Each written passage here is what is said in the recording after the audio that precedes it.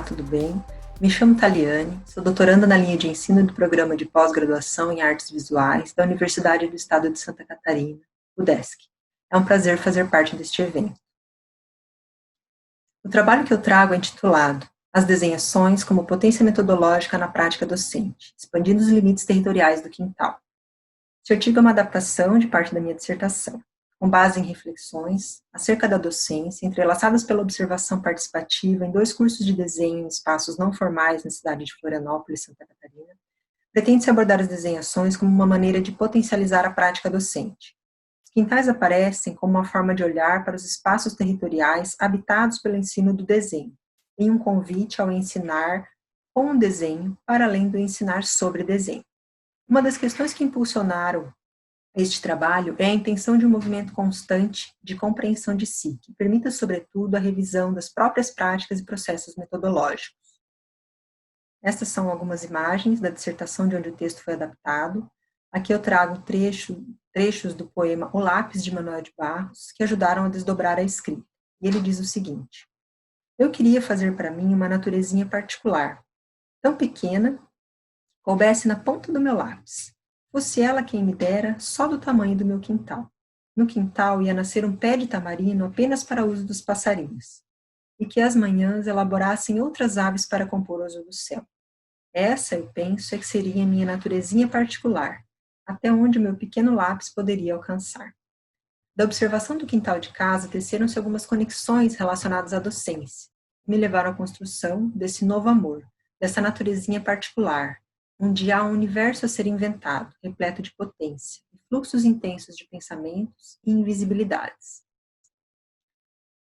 No percurso investigativo, procurei responder a pergunta que direcionava a pesquisa. A partir da observação de modos de se ensinar o desenho em espaços não formais, quais pistas podem contribuir com o processo de seu ensino? A fim de contribuir, de algum modo, com a construção de conhecimento no campo em questão. Essa é uma pesquisa cartográfica de caráter qualitativo, com o intuito de acompanhar processos de ensino de desenho, compartilhando vivências e reflexões. No artigo trago alguns autores, como Virginia Kastrup, Eduardo Passos, entre outros, para falar sobre o método da cartografia e o posicionamento do pesquisador.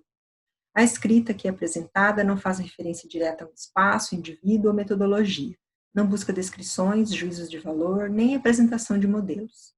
Ela é um convite à invenção, que acolhe a não linearidade. Assim, a pesquisa é permeada por narrativas desenhadas, alguns trechos em primeira pessoa, poemas, metáforas e palavras inventadas, como as desenhações, entendidas aqui como uma possibilidade de potência metodológica. O quintal assume uma relação poética com o meu processo de pesquisa, pois o quintal de casa é também entendido como um lugar onde me coloco no exercício da docência, ou seja, sala de aula ou ateliê, dentro de espaços não formais de educação, em que acontecem encontros voltados para o ensino do desenho. Observando quintais, começo a me perguntar sobre esses territórios e as barreiras físicas ou invisíveis que os dividem e hierarquizam. Esses questionamentos me levam também a pensar que para essa construção cartográfica é preciso, como colocam Alvarez e Passos, habitar de modo receptivo territórios que se avizinham, deixando-nos impregnar. O aprendiz cartógrafo, numa abertura engajada e afetiva ao território existencial, penetra esse campo numa perspectiva de composição e conjugação de forças. Assim, constrói-se conhecimento com, e não sobre, o campo pesquisado. Aqui aparecem alguns pontos importantes dentro da escrita do trabalho. Território, que não remete apenas ao espaço físico ou de localização, a sala de aula, ateliê, o quintal. Então, Alvarez e Passos vão falar desse território existencial, que surge como uma dimensão processual e qualitativa, pois sua formação privilegia os sentidos e modos de expressão. Deleuze e Guattari abordam desterritorialização e reterritorialização. O terceiro ponto é a questão do saber com. O saber com aprende com os eventos à medida que os acompanha e reconhece suas singularidades, segundo Alvarez e Passos. Então, é essa ideia de composição e conjugação de forças envolvidas na construção do conhecimento. Por isso, assume-se que o trabalho apresentado é parte de um processo de pesquisa com desenho, de modo que alguns rastros vão sendo deixados para que, com eles, novas paisagens surjam, frente à multiplicidade presente nos quintais visitados. É importante pensar a paisagem também de forma diferente de um lugar definido que apenas represente este ou aquele quintal. Na cartografia desses quintais vizinhos, é relevante entender essa abertura para além do observado, ultrapassando o ato de identificar ou classificar, pois a paisagem, como comenta Ana Godoy, é o que não há. Ela deve ser feita, e o será para ocupar qualquer lugar, porque cria lugares. Assim, essas novas e diferentes paisagens provenientes de cada quintal tornam-se forças propulsoras para se pensar a prática docente num eterno vir a ser. Surgem linhas de uma escrita que propõe devires da professora-artista a partir de movimentos de desterritorialização e reterritorialização desses quintais ou territórios existenciais, entre a noção de devir, Deleuze e Guattari, e a questão da justaposição conceitual do artista-professor, a partir de Thorpe. Rebecca Solnit, em A História do Caminhar, diz que quando nos entregamos aos lugares, eles nos devolvem a nós mesmos, e que explorar o mundo é uma das melhores maneiras de explorar a mente. Para tal caminhar, a atenção do olhar, as conversas, escutas, assim como as produções pessoais durante as aulas frequentadas, formaram narrativas desenhadas. E desse processo surgiram as desenhações, entendidas como anotações desenhadas de visualidades, sonoridades e espaços-tempo específicos, que podem ou não estar associadas à escrita.